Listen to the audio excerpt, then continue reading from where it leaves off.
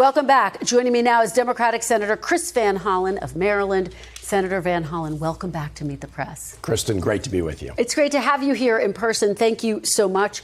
Let's dive into the primaries. Angie Nixon, a member of the Democratic Socialists of America, scored an upset win in Florida, as you know.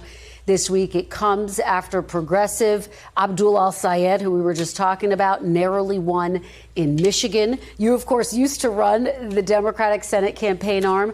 Do you believe Democrats are making an already tough Senate map more difficult by electing candidates who are part of the left wing?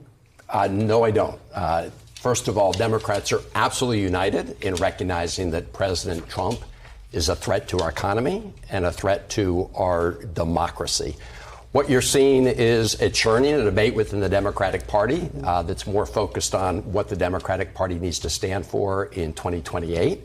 And I don't think this is left versus right. I think this is the top 1% that is rigging the economy in their favor at the expense of everybody else. So these are economic populists. And the debate within the Democratic Party is going to be healthy going forward. In this midterm, it's a referendum on Donald Trump. I listened to Senator Scott. He wanted to talk about Joe Biden. He did not want to talk about Trump. He talked about affordability. Let's remind people that Donald Trump said that the affordability crisis was, quote, a hoax, and broke his promise to focus on bringing down prices and keep us out of wars. He's done the opposite. Well, let's delve a little deeper into this debate that you referenced inside the Democratic Party. Florida Congressman Jared Moskowitz fended off a DSA-backed challenger in his district, and he's taking a very different view of Democratic Socialists of America. Here's what he said about DSA members likely to join Congress next year. He writes, quote, they're anti-American at their core. People who have said anti-American things and have said things that are pro-Russia and pro-China. Should they really get a security clearance, he asks? Do you think the Democratic Socialists have a place in the Democratic Party, Senator? Yes, they do, as part of the debate. And in this upcoming election, candidates can be very clear about where they strongly disagree with the DSA, which is probably on most issues. But they can also talk about their own plans. So, I'm not afraid to debate. I think that those in the Democratic Party who are afraid of a healthy debate are missing the point, because voters, including Democratic voters, they don't want to simply return to the pre-Trump status quo. They want Democrats who are going to stand for something. And I can strongly disagree with one set of Democrats. But I think that debate is healthy. Well, OK, talking about the debate, let's talk about the DSA platform. It calls for, in part, replacing the president and Supreme Court with an executive and judiciary chosen by and subordinate to Congress and, quote, to abolish the Senate, the chamber, of course, in which you serve. Do those ideas go too far for you? Yes, of course they do for me. And I think a lot of the folks who are running, regardless of where they are on the Democratic spectrum, have rejected those ideas. And so I think when you look at the Democratic Party right now, you're looking at a party that, again, is incredibly united when it comes to making sure we're out there, standing up for working people. We need to end this war in Iran, which is driving up prices. And the reason that Senator Scott didn't want to talk about this election and the issues and didn't want to talk about Trump's record is because you have a rubber stamp Republican Senate and rubber stamp Republican candidates who simply want to do Donald Trump's bidding. And very quickly, would you accept an endorsement by the DSA? I would not. I'm not going to sort of look into all these endorsements. I'm not going to reject an endorsement by certain individuals at the DSA, but I'm certainly not seeking the endorsement from the DSA. And I do think, Kristen, that this whole debate is an effort by Republicans, as you heard from Senator Scott, to try to reduce the turnout for Democrats. I don't think it's going to work, because at the end of the day, what unites Democrats is economic populism, standing up for working people. Well, one of the big issues that has emerged, I was talking about this with Senator Scott as well, data centers, obviously a major issue. In Battleground, Ohio, Sherrod Brown has run a message clearly opposed to data centers. But obviously artificial intelligence is a big source of competition between the U.S. and China.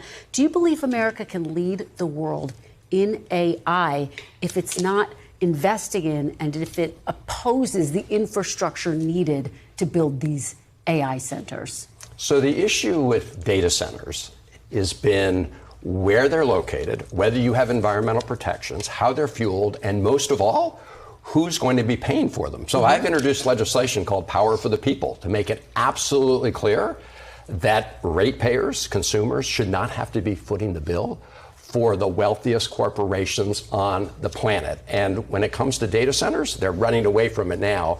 But most Republicans, they were socialists on this. In other words, they want to socialize the costs by making ratepayers pay more and privatize the gains for the wealthiest corporations on the planet. The American people don't want that. Would you welcome data centers in Maryland? I leave it up to the individual county and state with respect to the siting of a data center. However, no data center should be freeloading on my constituents in the form of higher electricity bills. And that is what's happened in the grid that Maryland's part of, PJM. We've spent $28 billion over the last 2 years subsidizing data centers. That's insane. That is what Republicans ultimately want, despite what they say. Donald Trump has these sort of feel-good things at the White House, but he hasn't supported the legislation that I've introduced. All right, let me ask you about a new headline in the New York Times reporting that House Democratic leader Hakeem Jeffries met privately with Jared Kushner and discussed potential areas of common ground. Do you see places where Democrats could work with this White House and find some common ground on some policy issues, Senator? I wish I could say yes. I wish I could say yes when it comes to data centers, because Republicans talk out of both sides of their mouth on this issues. I think we need to be level with voters directly on things like data centers and not play games. So, look, this has been a lawless Trump administration. They've been out of control. And Donald Trump has broken his essential first promises, which was to focus on lowering prices and keeping us out of wars. He's done the opposite. We're in an illegal war in Iran, and prices are going up. Broken promises, betrayal. Given that, do you support the fact that Leader Jeffries met with Jared Kushner? Look, I'm in favor of people meeting with whoever they want to discuss ideas, but it's one thing to have a meeting. It's another thing to see something real come out of that. All right. I do have to ask you about your own political future. You have faced growing calls to challenge Leader Chuck Schumer for Democratic leader if your party were to retake the Senate. I know that that's an if still. Those calls followed you even while you were campaigning with Abdul al-Sayed. I want to play a little clip and get your reaction on the other side. We want someone who's going to be there for working people in Michigan, and of course to be a United States Senator, so for working people all over the country. And a new Senate Majority Leader. And we need to make sure, and if I have anything to do about it, the next Senate Majority Leader, Chris Van Hollen. All right, well, there it is. Abdul al-Sayed endorsing you as the next Majority Leader if Democrats retake control of the Senate. Do you want the job? I've been very clear that my focus is not on Majority Leader. It's on what Democrats stand for going into 2028. Look, what happened in 2024 is that voters were so upset with the status quo that they voted for a convicted felon, Donald Trump. And my view is Democrats need to really stand for something. We need to be against the status quo, and that's why I've been kicking the tires as I look at 2028, because I don't think the Democratic Party has answered the call about how we're going to make sure we have an economy that really does work for everybody, especially working people. You've been kicking the tires on 2028, meaning you're thinking about running for president in 2028? I'm kicking the tires, meaning I've been to New Hampshire. I was invited to go there. I was invited to go out to Iowa last summer. I think there's a great deal of churning within the Democratic Party, and I support that. As I said, I think we need this healthy debate because I don't think Democrats have put forward a clear alternative to the Trump administration. So bottom line, you're mulling a potential run in 2028.